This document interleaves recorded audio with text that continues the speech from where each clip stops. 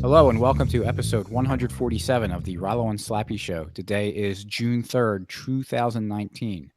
I am Rollo McFlugel and with me is Slappy Jones 2, and we are both from McFlugel.com.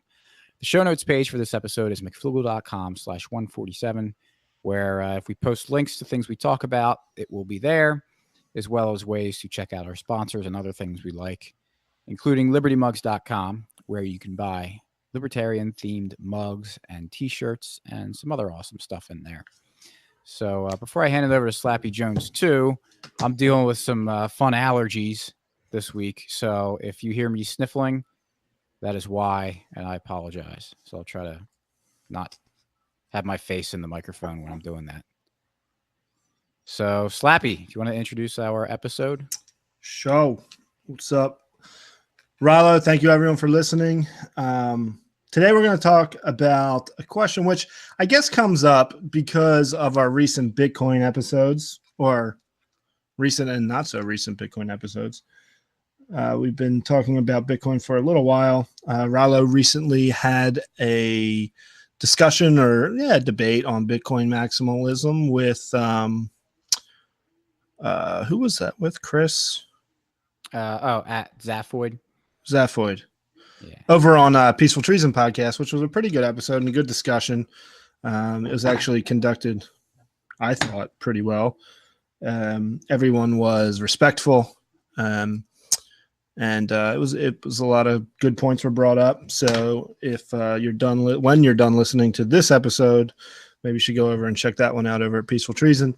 But the question is, because it is a very what's the word? Should we say toxic? At times toxic. Yeah. Contentious, maybe. Yeah, it gets very contentious and people get angry and sling insults at each other. And so the question is, what do we do? And this could go with pretty much any topic, but in particular Bitcoin, because we've been talking about it recently. What do you do with people when they're wrong? Do you let them back into the group? Like, how do you handle that? So we could even talk about Peter Schiff, and he's against crypto altogether and thinks crypto is never going to take hold. He says it has no value. It's a fad. It's a bubble. It's going to burst. Stick with gold. If he is wrong and Bitcoin does become the currency and Peter Schiff says, okay, you guys were right. What do you think of him? Does that discredit him? Should we continue to listen to him on other topics? Is that kind of where you want to go with this, Rollo? Sure. Yeah. I mean, there's about a million directions we could take. Oh, I know. And there's a million topics. Bitcoin was sticking in my head because of just how we've been getting more involved in it over the last year. So what do you think, Rollo? I mean, let's talk about someone like Roger Ver. Or there's several others, Bitcoin Cash people. Sure. It gets contentious. Now we'll do the hypothetical. Bitcoin, we'll say Bitcoin Cash goes to zero. Most of the altcoins go to zero. And now we have Bitcoin and people are pretty pumped. They say, this is awesome. I've been in the crypto space. I saw this coming, doing victory laps for Bitcoin. What do you think about that? What do you think we should do? Yeah, I think it depends on the situation and the person, but I think Peter Schiff's a good example because I don't know. Well, did you listen to his recent debate with Saifedean Ammous? I did. Okay. And I've heard him talk about Bitcoin and gold and his understanding of both. And when he ends up trying to talk about Bitcoin and criticize it, and he talks about the intrinsic value of gold and how he doesn't think that value in that case is subjective.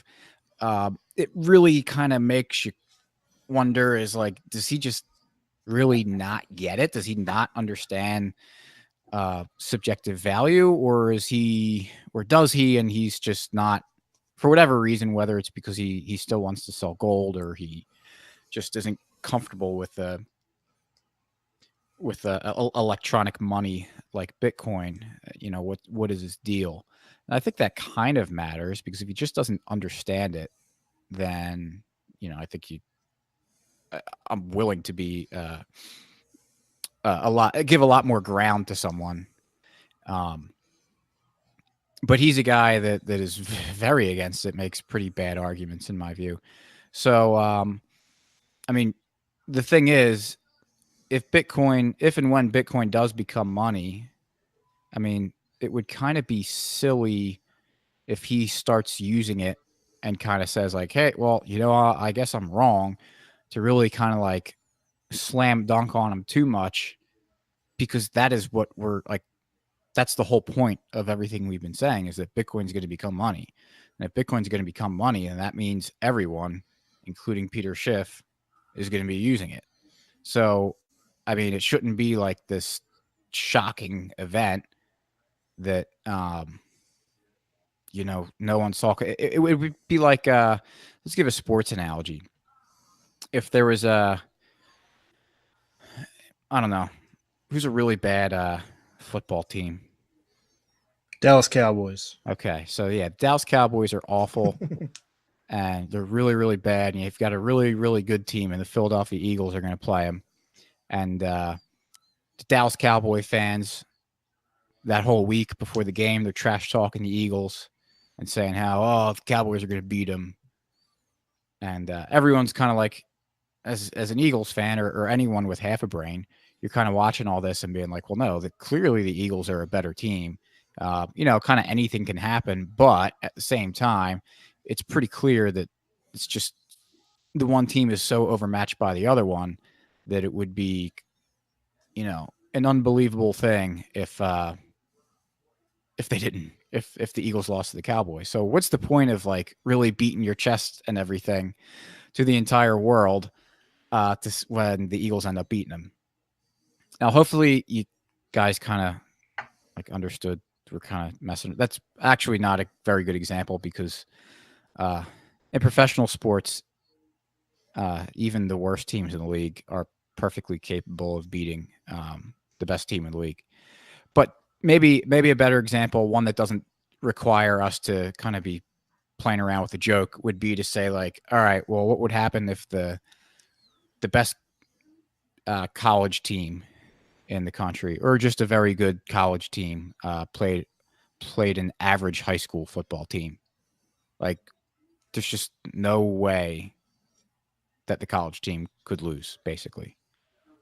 It would require a miracle of miracles. So does it make sense to, beat your chest and hoot and holler at the people that supported the high school team? It was obviously in vain. Even if they actually believed it, it was insane for them to believe it.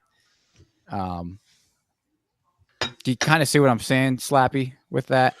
Yeah, I know where you're going with it. I don't know.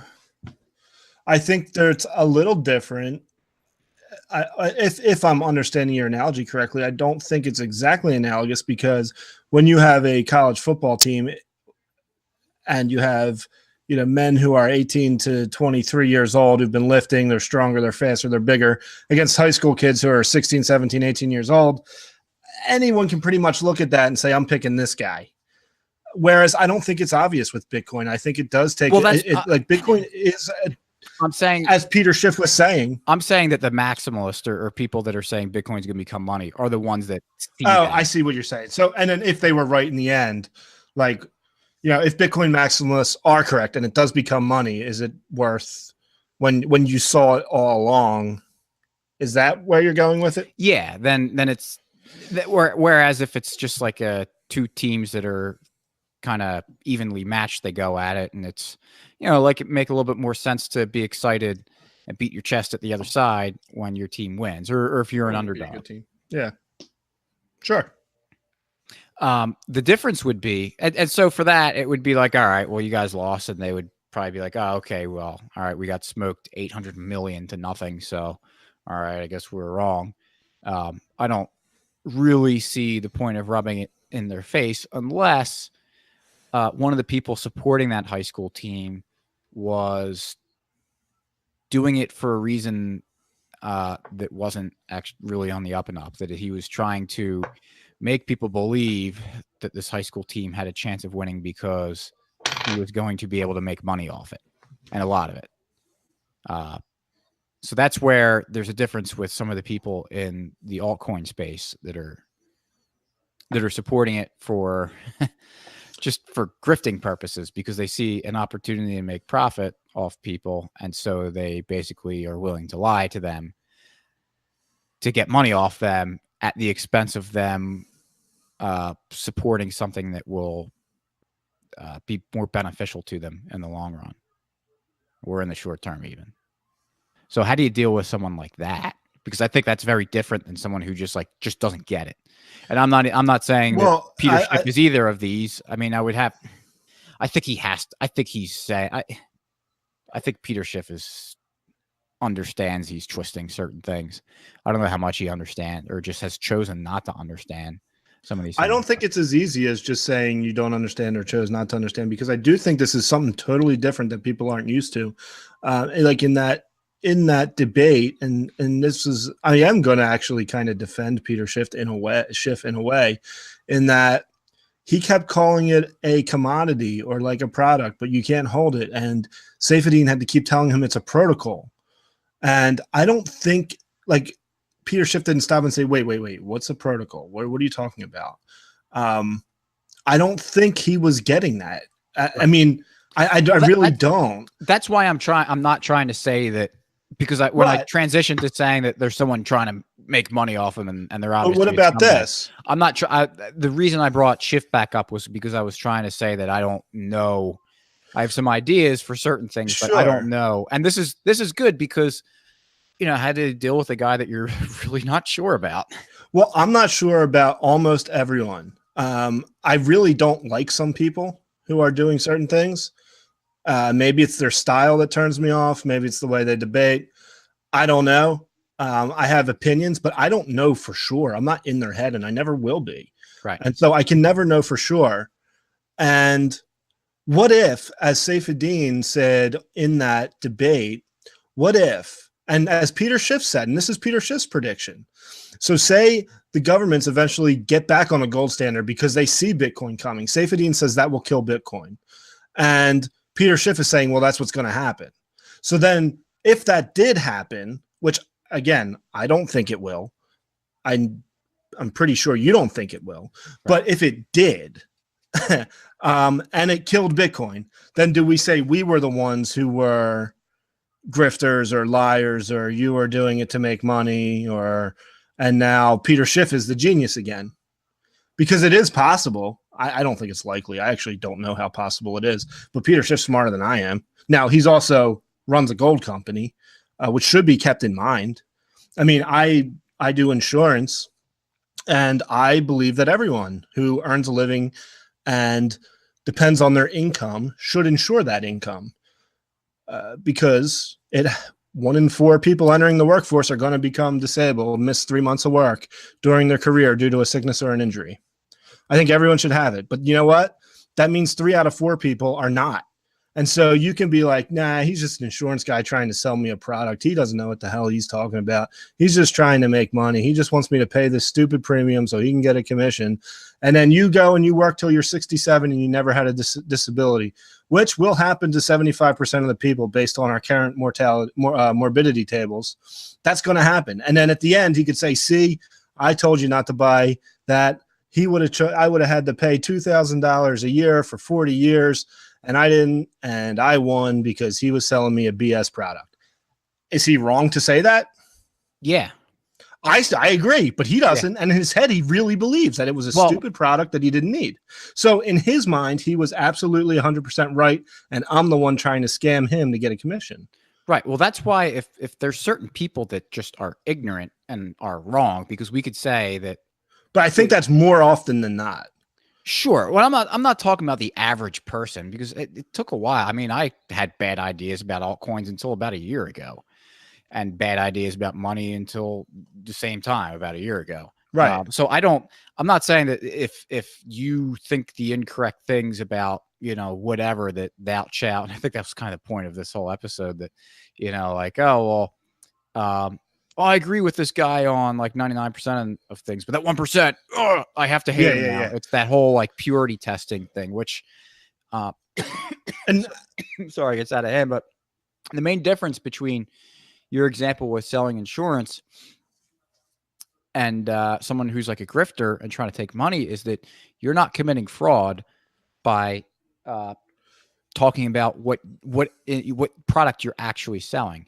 As long as you're not lying, and that's the thing. If there's people that are selling altcoins that legitimately believe in what they're doing and are just ignorant about the technical stuff or the economic stuff, then yeah, I think they're wrong, and I think they should be, punished economically as a result, which will just kind of happen naturally. But I don't think that's the same at all as someone who knows exactly what they're doing and are intentionally misleading. Like you brought up Roger Ver a little bit. I mean, there's no way that in my mind he's not intentionally misleading. We talked about it before on a couple episodes ago about Bitcoin.com, how it's like so clear that he's trying to get people who want to buy Bitcoin to get them to end up buying Bitcoin. He's trying to conflate too, that they're both just the Right. same thing, basically. No, I agree. I agree. Like, I don't like him, but I also don't know for sure.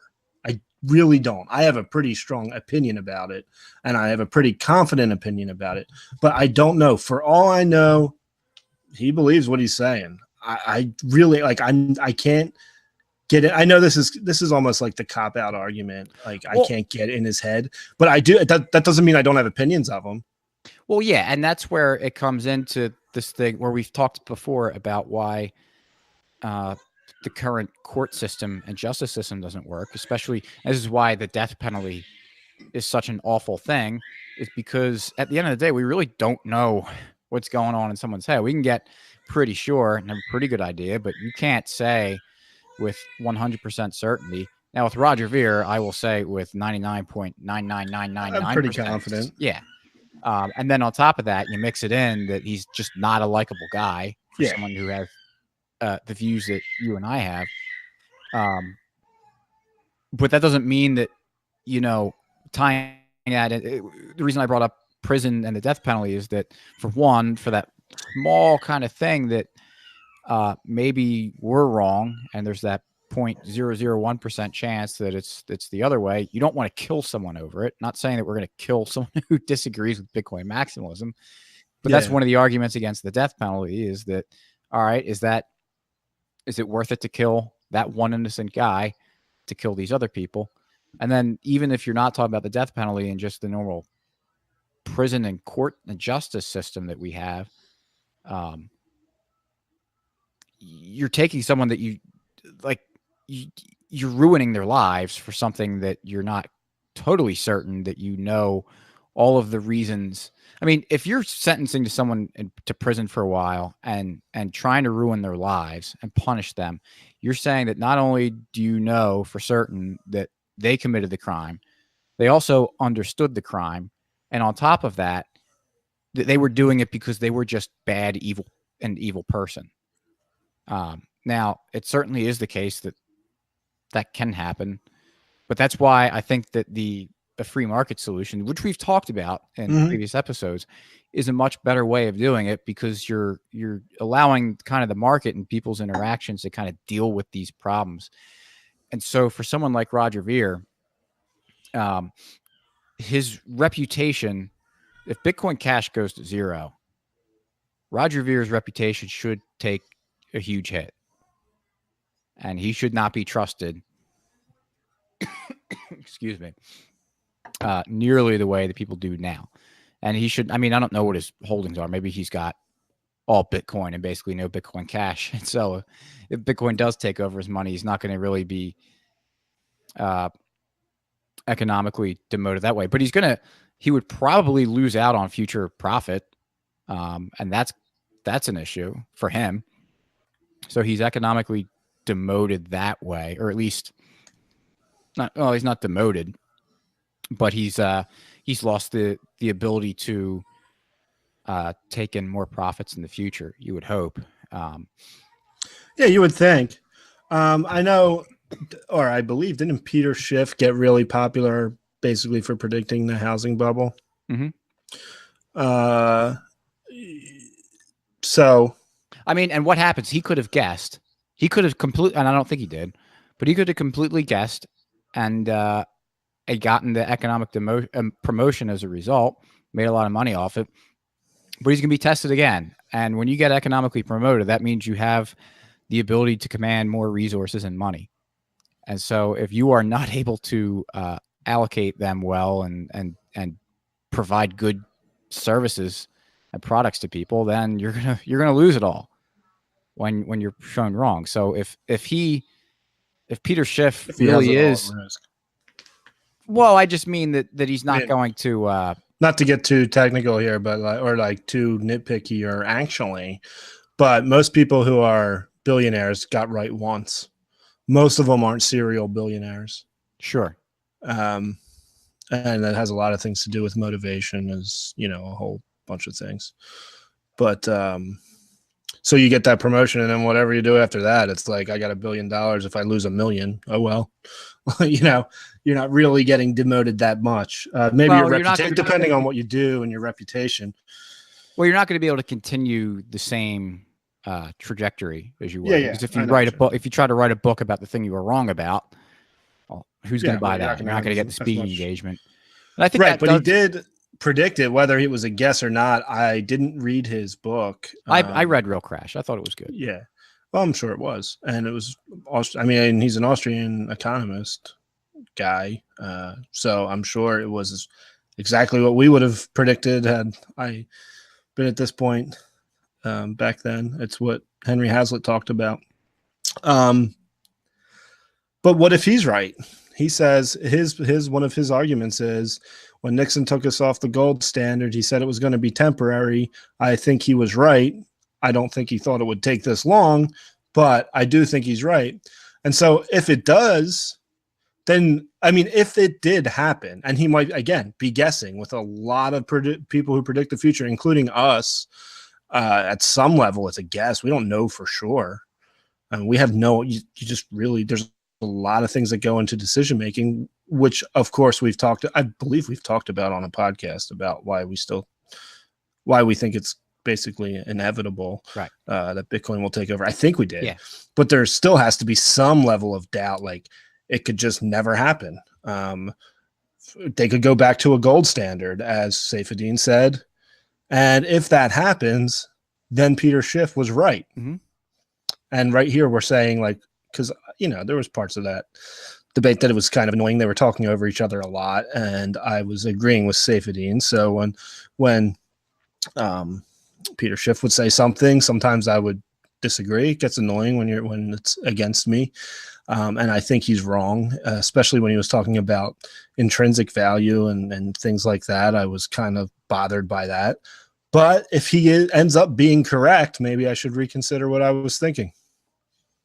Oh, absolutely. I mean, that shows. And if he ends up being correct, then we're going to get economically demoted. He'll get economically promoted. Yes, and I hope that we're both ways. And I hope that we're accepted in that community. Sure. I mean, and that's the thing. And that's where I wanted to. I don't know how much I talked about it, but when you were talking earlier about making money off whatever you're doing, obviously me telling people that they should buy, or it would be a good idea to buy Bitcoin because it's going to become money. I mean, that creates a profit opportunity for me, because the more demand there is, the more that the price of Bitcoin is going to go up, all else equal. So there's certainly nothing wrong with supporting an idea or product or service while also making money off it. I certainly don't want people to get that idea from me that because someone has an opportunity to make money off something, that makes it wrong, and they shouldn't be doing it because they can make money off it. I think profit's one of the best motivators there is. So it's when it's when it's done fraudulently, and if you can go back and prove that I was being fraudulent with my claims and I was lying, then I guess good luck. I could certainly sit here and tell you that I believe what I'm saying. Yeah, I've been wrong. We've both been wrong about things in our lives, but I don't, at least not in regards to the podcast or blog. I've never been fraudulent I've never Sure. been not telling you what I think. Yeah, and I think a big thing will be when a way you can kind of judge people or get an idea, at least right now, because this is not.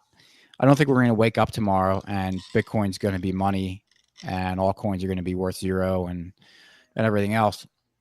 But you could see as things move along and go around, like how do you deal with being shown that you're incorrect? I mean, are you capable of saying, hey, actually, all right, I was wrong about this, and I'll change what I talk about and not try to, just be a man about it and say, hey, I said this. I've now come to understand that the opposite is true. But we see people.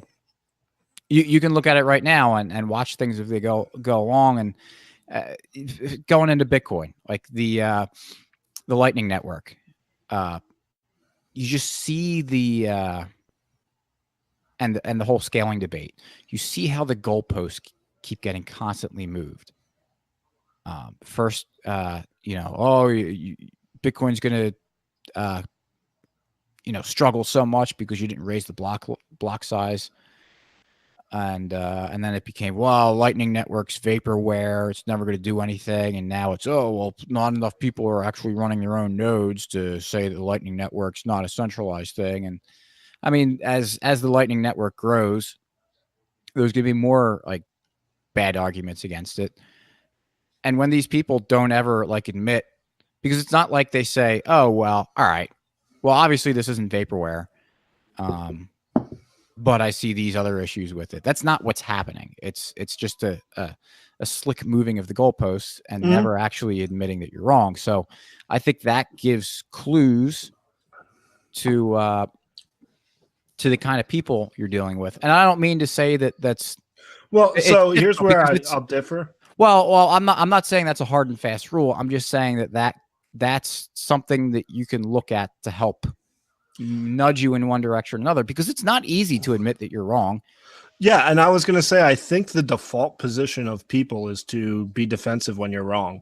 I don't think the default position, I think it's more shows someone's integrity or character when they can admit they're wrong. That's why, I mean, how many people have we talked these ideas to that make perfect sense to me? And you'll talk to someone who doesn't disagree, like everything you're saying, they go down like, oh yeah, you're right. This is, taxation is theft. You're right. But they will never admit they're wrong, and they continue voting and they continue supporting the system. And that's the overwhelming majority of people that I've come in contact with. So when someone is capable of changing their mind and saying, I was wrong, they don't even have to say you were right. I don't care. It's just, I was wrong. I changed. I think that is the exception more than the rule. And I, if you want to talk like promoting, or my opinion promotion or whatever of that person goes up. Whereas when someone doesn't, when someone doubles down, when someone keeps changing the goalposts, I just kind of, whatever, you're an idiot. That's right. What you want to do. But that's what I expect.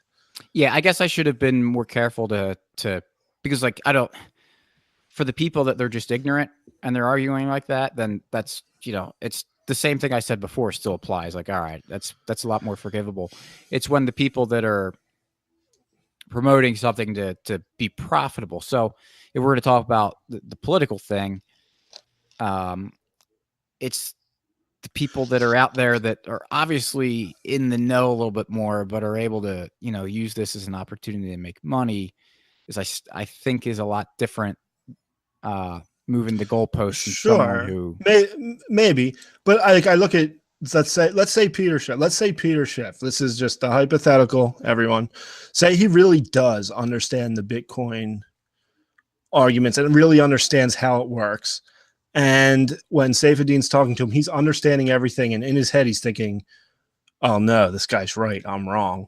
And then he doubles down anyway, and he continues pushing gold. Would that be the kind of person you're saying is being fraudulent, or you would hold lower or whatever?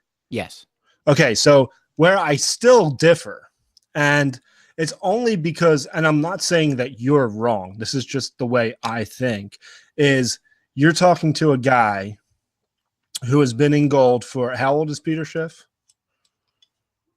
I don't know, maybe late 50s. Yeah, I Or don't know. I mean, 60 yet. it might be in the 60s, 50s. I don't know how old he is.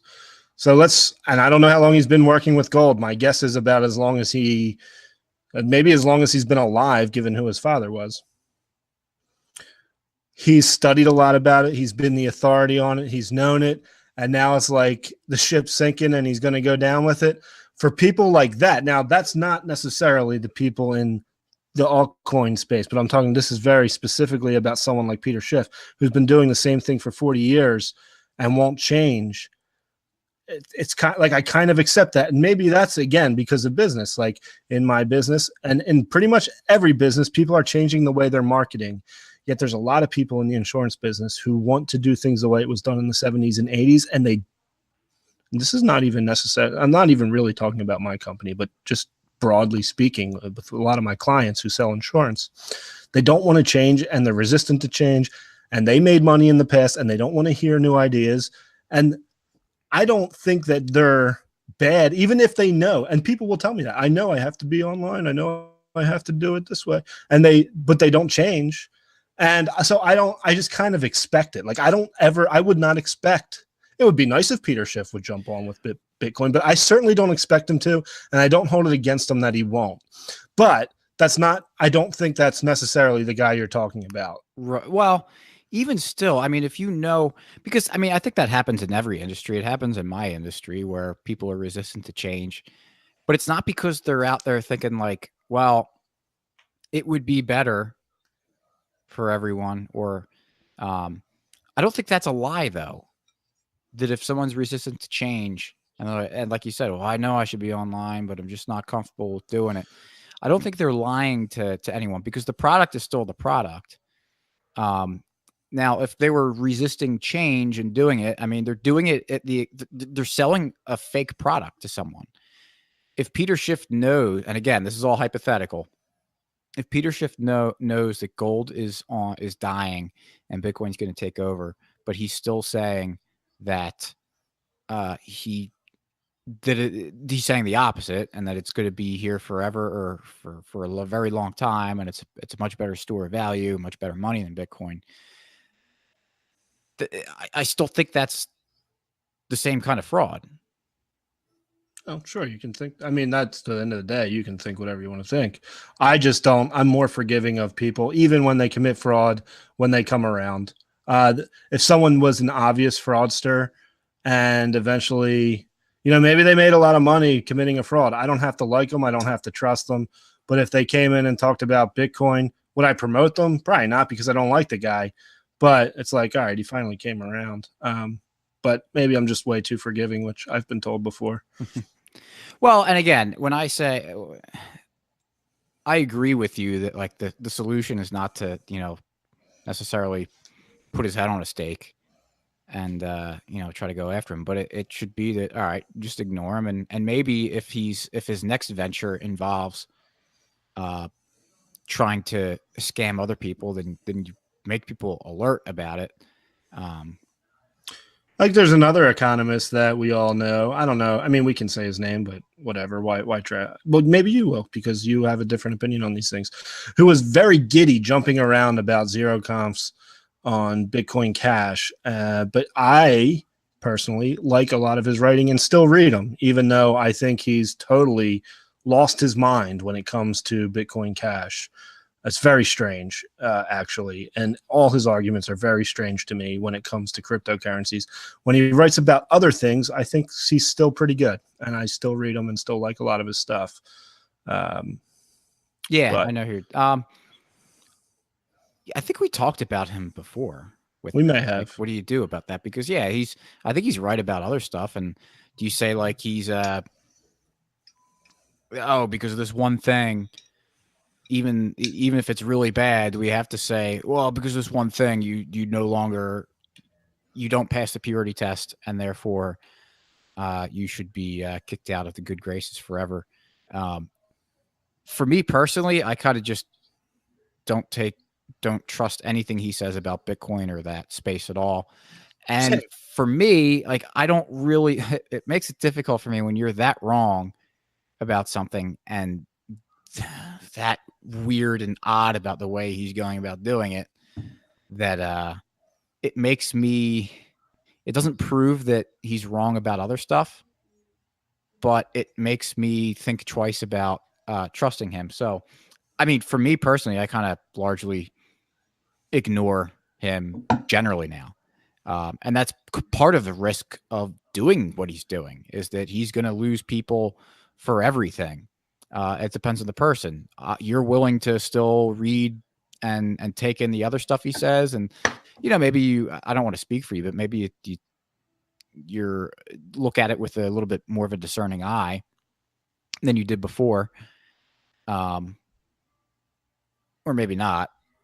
Yeah, no, but I do think, I mean, there's no one I take as gospel. Sure. Yeah. But someone like him, I mean, someone like, Murray Rothbard, he didn't seem like he was compromised in any like one thing. I know people can argue, oh, he turned weird right-wing stuff towards the end, but I mean, if you look at his whole thing, he was reaching out to anyone he could, and he just, towards the end of his life, he reached out to the right wing, whereas earlier in his career, he was trying to reach out to people on the left wing.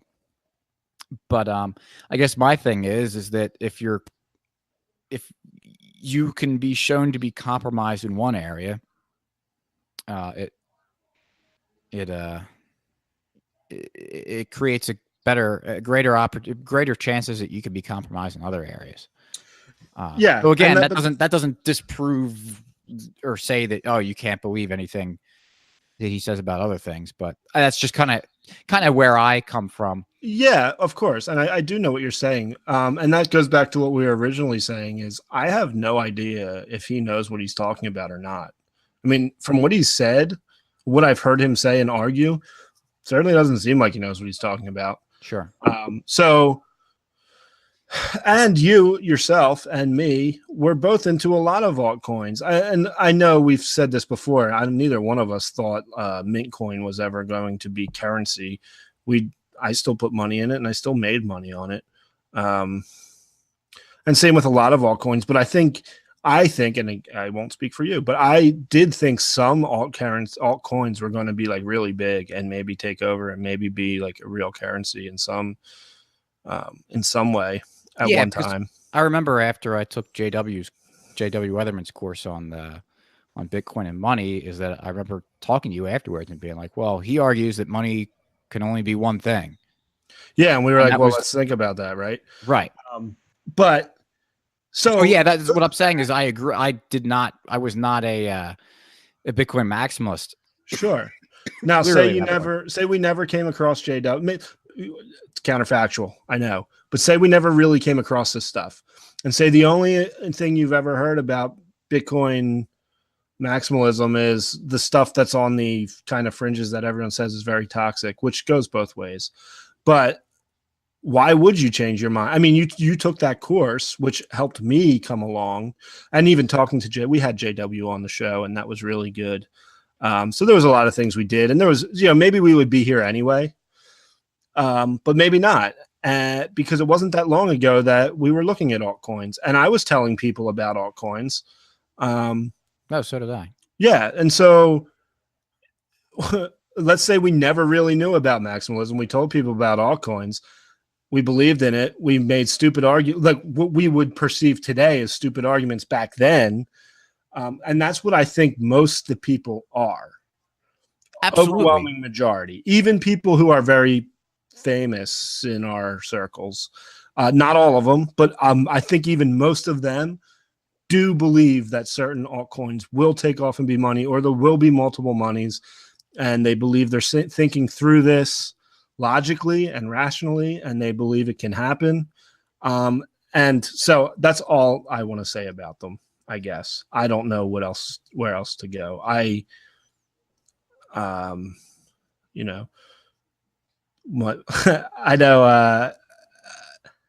yeah, I just don't want to. So I don't want to crucify almost anybody.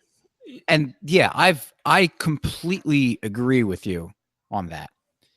My thing is where I'm being more aggressive is where I'm just talking about, and I hope it's not coming across that I'm saying that the people who understand that they were wrong, but still proceed to Yeah, make that I argument. understand. That's those are the people that I think should be dealt with differently.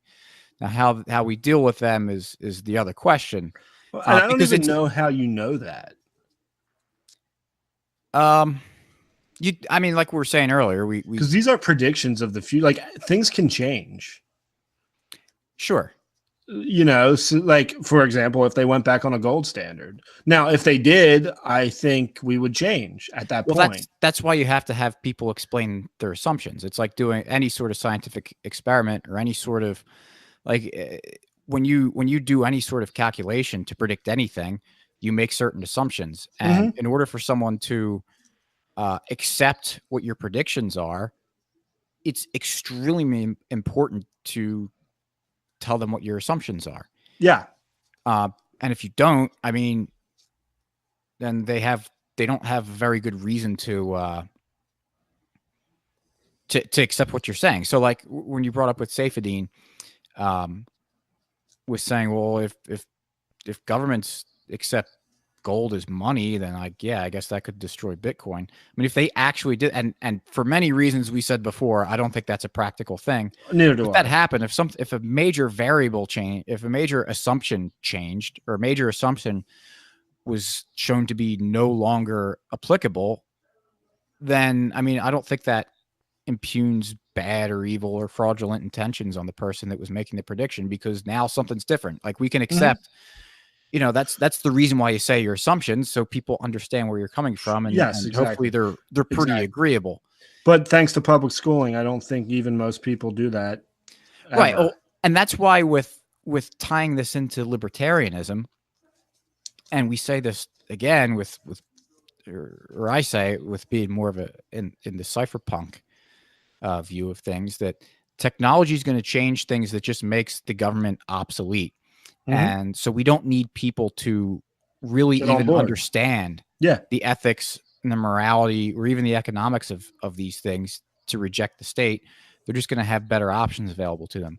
And I think the same thing is going to happen with Bitcoin becoming money and proving a lot of these people that like altcoins wrong. So they don't need to necessarily become Bitcoin maximalists to start using Bitcoin as money. Yeah. I think it's just that's what the market's going to bear. Totally agree with you. Do. Yeah. Everything you said there, I completely 100% agree. I was going to tie that into something, but, and so, yeah, that's why, like, you don't need certain people to like, to come out and say, oh, you know what, I was wrong about this, because I don't expect people, I don't hold it against the vast majority of people that their status, that they support the government, it's because they never thought about these ideas before. And well, not that they never thought about it. Around them agrees with it. Sure. It's just your schools, your TV, your sporting events, your parents, your friends, and then you hear someone say something, even if it makes sense, you're going to get your guard up. Yeah. And so that's why I try to be patient with those kinds of people, because they're also my friends and my family. So I can't just like, you disagree with me there. Yeah. Do the Molyneux thing and just defoo everyone. Yes. Questions it. Yes. And I think it's the same with the Bitcoin stuff now. And even the people that, because it's so annoying when you're on talking to someone about this stuff and someone just randomly, you're not even talking about Bitcoin Cash, you're talking about Bitcoin, and someone just comes in, well, what you mean is Bitcoin Cash because that's fast, cheap, and reliable. Like, yeah, if we're on Twitter, there's a good chance I'm going to block you because you're just not going to offer anything of substance ever. Not ever, but at least not right now. But I mean, that's just that's the same thing as someone saying, well, who's going to build the roads? Yeah, we've thought about these ideas a lot. We've discussed them a lot. We've got good answers for it. But, if it's a new thing and they haven't actually put that much thought into it, they're just, I don't know, excited about the thing they found or like, whatever. And again, I mean, we don't have to cast these people out. We don't want to cast these people out, because if the whole point of Bitcoin is that you actually own your own money, we want even people that we don't like to have control over the money, because if we didn't, then if there was a system of money where the people you don't like can't do with their money what they want, then the whole thing unravels, because you might be the person that someone else doesn't like, or another group of people doesn't like. And we probably are. Right. And so you want people that you think are bad to still have economic independence, not dependence. You want people who you think are bad to still have economic independence, so that we could have the market demote and promote people. Yeah. And not have this kind of centralized authority figure doing it on our behalf, or forcing that issue, because they're going to get it wrong most times, because they don't have a proper incentive structure. So, I mean, that's really kind of the basis for how I feel that we should deal with these people. I think that a lot of people who are, just kind of ignorant, whatever, they're going to get pulled along in the tide, because that's how the world works. And I think it's a good thing, because the market's going to outstrip the state in the long run. Agreed. And then for the other people, I mean, even when someone does something bad, like committing fraud, I think it's really awful what some of these people are doing. They commit fraud, and they're stealing money from people who they're taking advantage of their ignorance or their trust. I think that's really, really bad. But I don't want to see that person get like murdered for it. Like, I don't want like harm to come to those people. Harm as in like they do more than like pay restitution or something. I just want them to be smacked down a little bit, not physically, but economically, and their social standing. So I think the market would do a much better job of handling that than anything else. And the reaction might be, well, if you think the market's going to do it, then why are you going around Twitter or on your podcast and ripping on people like Roger Ver for being a scammer?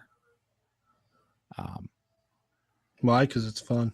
Well, it is fun, but also, I mean, you can't just say, well, the market's going to do it. I mean, we're all players in the market. And so that's, you need people to identify certain things and point certain things out and provide certain services. So yeah, I like to think I help identify some good actors and some maybe not so good actors out there. And here's to 51% honest nodes. Yeah. Oh, that's great.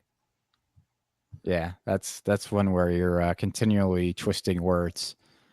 And even when you're just shown to be completely wrong about something, that you just kind of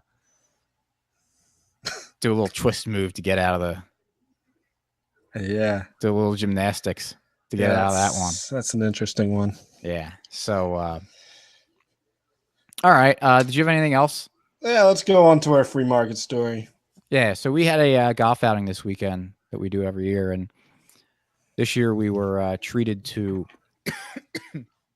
the course having a new fleet of golf carts, which was much needed at this golf course. Yeah. It's kind of an old place, but we love. I'll speak for myself. I'll never stop going there. Yeah, it's like very charming that this place is kind of. It's the best place in the world. Yes. I said it. And I don't want it to be like state of the art necessarily. It's our place. Perfect and beautiful. Yeah. It feels like our place. Yes. And we had about 60 guys there this weekend too. It's a pretty big thing that I say we run, but that is run with our group of people. Yes. And it's a lot of fun. And there's a lot of people who weren't there this year. Mm-hmm. So we have a big group of potential players. It's a lot of fun. Yeah. I was gonna say something, but I don't want to be mean. Okay. No, I'll say it anyways. Now it's awkward because he's gonna know. Yeah, like maybe Car Campit would come.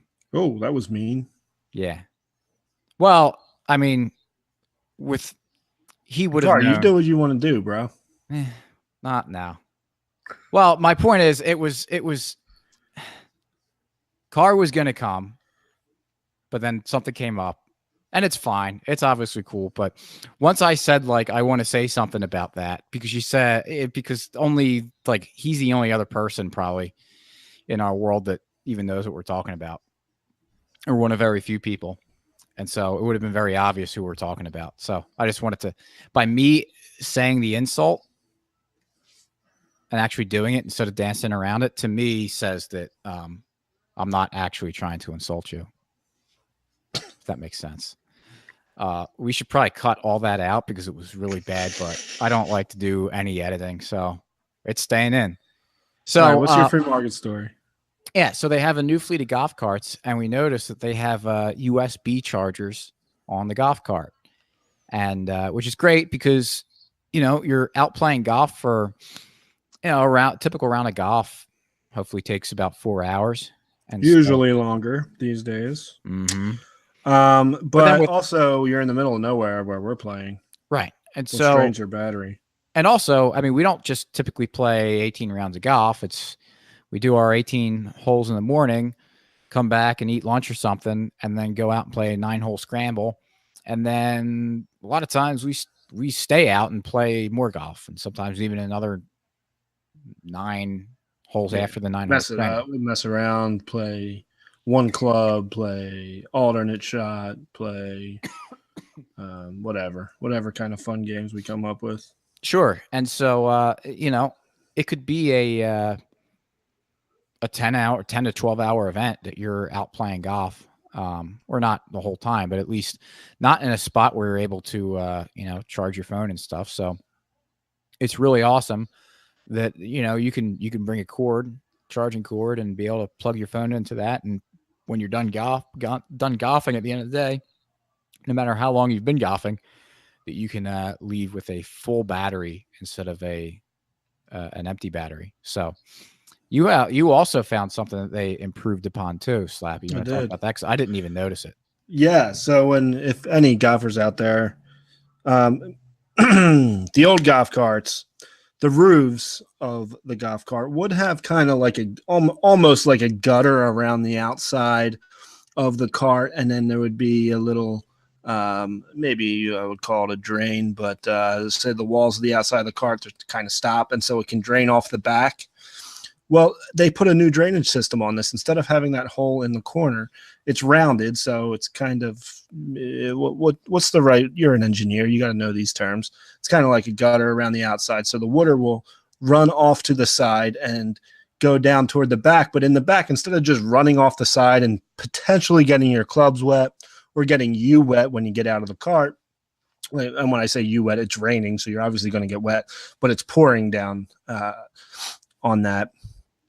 They have a little drainage system now where there's a drain in the corner, and it goes all the way down to the bottom and lets it out underneath the cart, so it's not falling off the side of the cart.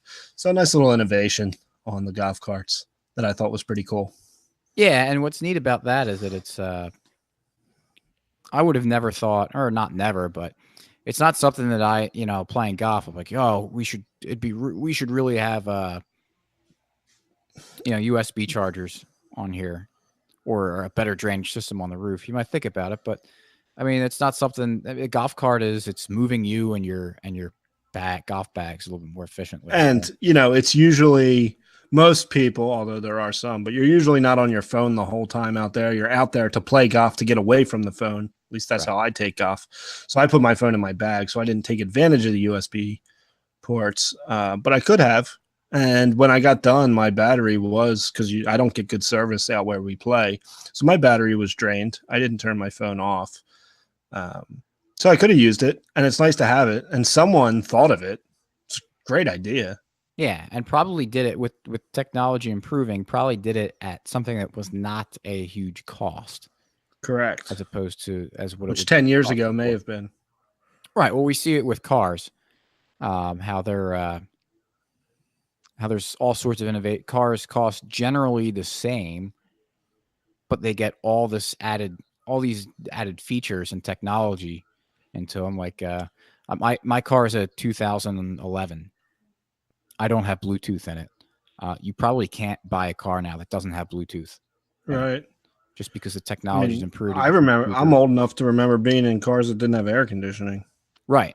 Or electric windows. You had to physically roll down the windows. Rolling down the window. Yep. Right. So it happens all the time. We see features and improvements done, and that's only because the market allocates resources efficiently and improves products and services and makes it cheaper so that they can constantly be improving things for things that you didn't even ask for necessarily, but would have been cost prohibitive even if the technology was available. right. So about the only thing that wouldn't really apply to is that you're going to have old technology and doing it as a tractor, because they just last forever and are already perfect. So, all right, that's it for the free market success story. I want to talk about something else. I brought it up, I think, last week or 2 weeks ago. That Service Pay, PEI, Yeah. that I talked about. I talked about it that previous episode and kind of showed it a little bit, but then said like I have actually hadn't used it yet. I just downloaded it to my phone, but I have used it, and I did actually transfer some Bitcoin out, and so it does work, and I think it's a pretty neat way to get some Bitcoin a little bit at a time. So if you're using your credit card and your debit card already, it doesn't hurt to. I mean, if you're concerned about getting that information out, that's up to you. But you sign up with your credit card, and based on what you charge it with, there's certain vendors out there that in certain stores that will give you cash back, and you can use that as either cash, as in dollars, or Bitcoin. So it's a good way to stack sats. Do it. Yeah. And use the on the show notes page, mcflugel.com/147. You can use the referral code we have there, and that gets you, I believe that gets us each $10 for free that they load up into your account. And if you send me a DM, I can send you one so I get the money. Yeah. Who do you like better, me or Slappy? I actually just use Rallo's. Okay. But okay. And again, check out libertymugs.com. Buy your mugs. And also for anyone going to Childerberg, it is this weekend coming up. Are we going to try to record? Was that still in the works, or is that not happening? I mean, I'm going to bring down some stuff. I was thinking about only recording locally. I don't know what the internet situation is going to be. Sure.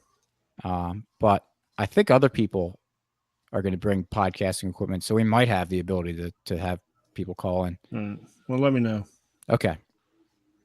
I'm sure if you can't make Childerberg, that if you follow the people going to Childerberg on Twitter, I'm sure there will be a lot of posting about it there, so you can kind of experience it without actually being there. And also, Scott Horton reaffirmed that he was going to be there. I don't know if you listened to the latest episode of Pete Raymond's episode, or a podcast, Free Man Beyond the Wall. He had Scott Horton on talking about Somalia, which is a good episode. Go listen to that. And at the end of it, Scott said he was coming again. So it's good to get that confirmation from him. So it should be a good time had by all. Talk to Jake from Tasting Anarchy if you have more questions or concerns or whatever about it. He's at Tasting Anarchy on Twitter, and also there's a at Childerberg Twitter handle. So, all right, that's all I had. Slappy, did you have anything else before we sign off? Yet. Okay, well, now I know that Slappy's a Russian. So, all right, До свидания. I don't know. That was goodbye. Sergey Borovsky. Thanks for listening. We'll catch you next week. Later. Peace.